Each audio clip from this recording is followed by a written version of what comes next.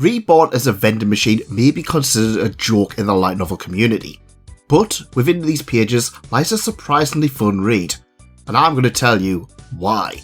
Welcome to the channel. I have been reading Reborn as a Vending Machine I Now Wander the Dungeon. Now, the manga was actually sent to me by Yen Press, but I'm also going to cover the light novel today as well because, hey, can't have too much of a good thing. A young man dies protecting what he loves, vending machines. He is squashed by a vending machine and wakes up in another world as a vending machine. I could already see people seething at the mere concept of somebody getting reborn as a vending machine. But what if I told you that this title is actually really good? Living in the West, we really don't get how good vending machines actually can be. I know that I usually just see the usual snack-based ones or perhaps a Coca-Cola branded machine, but in Japan, vending machines are so much more. Vending machines in Japan are quite unlike anywhere else. They have everything. From ramen to hamburgers, water or soup, to Pokemon cards or porn magazines. Vending machines are just this mystical experience that I think everybody needs to try at some point if they do visit Japan. In fact, it's said that there's a vending machine per 25 people in Japan. Now, that certainly is a statistic. So with all of these vending machines containing all of these unique things, it does mean that there is a wealth of content to be taken from when it comes to creating a novel. And this shows in this title. Our protagonist, once reborn in the other world, is only able to be a vending machine. He can't walk around and his speech is limited only to preset catchphrases. Each day he uses up a bit of electricity, which is taken from points. The points can be gained as conversions from cash if someone purchases items. So, in order to survive, he's going to have to do what a vending machine does best. And that's just one of the major appeals of this particular series. It's part action, it's part slice of life, it's part food series. As our protagonist, our vending machine pal, sells his wares to people who just never experienced it before. And, of course, gets them hooked. But I hear you cry, the tagline is I now wander the dungeon. How does a vending machine wander the dungeon? Well, never fear, for our protagonist has an ally by his side. A young girl named Lammy. She is a very, very good girl, and I can see her being actually quite popular when the anime does appear. She is cute, but she also is very strong, and to be honest, she does a lot of the lifting in this particular series. Quite literally. With superhuman strength, Lammy carries Boxel, our vending machine protagonist, around the dungeon. The two form a bond, and despite one of them being a vending machine who can't really talk properly, it's quite weird. I felt a little bit more of a connection between these two main characters than I do a lot of other main characters who are put together for the sake of a relationship. It's very welcome. We do get some other interesting characters, including Director Bear, the head of a hunting guild who is literally a bear. Also Shirley, a woman who runs a business of the night, and other townsfolk and hunters. And to be honest, the townsfolk in Vending Machine are actually rather fleshed out. If you've ever played titles such as Majora's Mask or Trails of Cold Steel, The Legend of Heroes, you might be more familiar with this type of approach.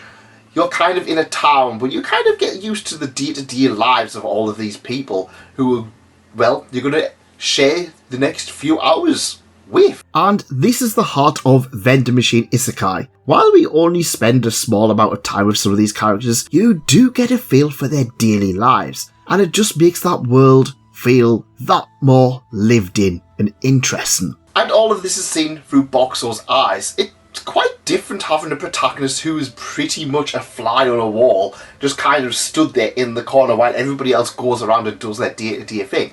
But it really works for its advantage. Another strength is the products that are put on sale. In the light novel especially, the items are explained to you with an air of familiarity, but also enough that you too can learn how each item is used if you're not familiar with that product. And we get the food porn. It just makes the series just feel that more authentic, and it makes me really wish we had the Japanese structure of vending machines in this country. From water to ramen to other things like soup. Everything looks really nice and makes me want to go and spend money on a vending machine. Of course, we get a few odd vending machine products, and the series definitely leads into the rumours that you could buy oddities like magazines in these vending machines.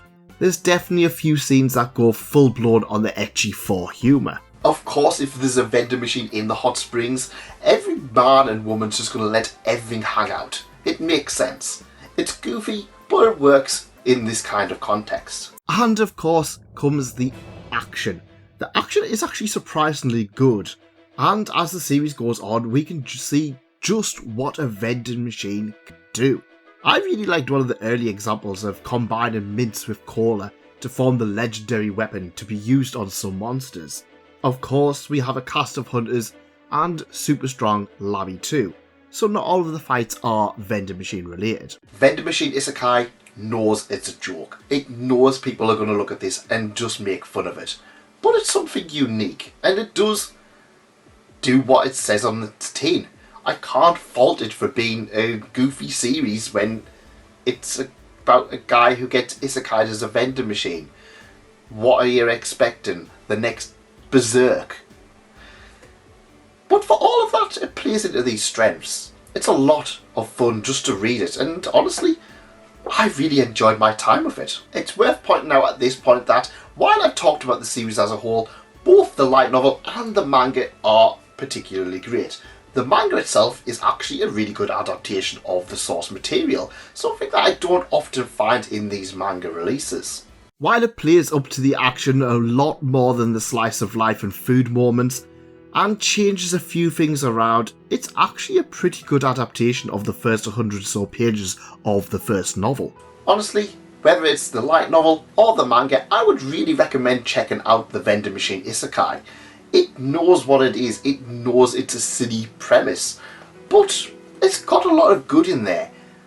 A lot of thought has actually gone into this, and quite frankly, I feel like there's more thought gone into this than a lot of things that are kind of in Shonen Jump at the moment, or even a lot of other isekai titles. Yeah, it knows it's stupid, it's not going to win any awards, but you know what? You're going to have a damn good fun time reading this, and that's what's important at the end of the day. The author did go on to release many other titles. For example, they did a Konosuba spin-off, and they also worked on the other really good title, The NPCs in This Village Seem Far Too Real, which I have covered on the channel. Like I said, this title is not going to win any awards, but if you want a fun and, you know what, somewhat engaging plot that you know is just going to be goofy nonsense, go check this one out.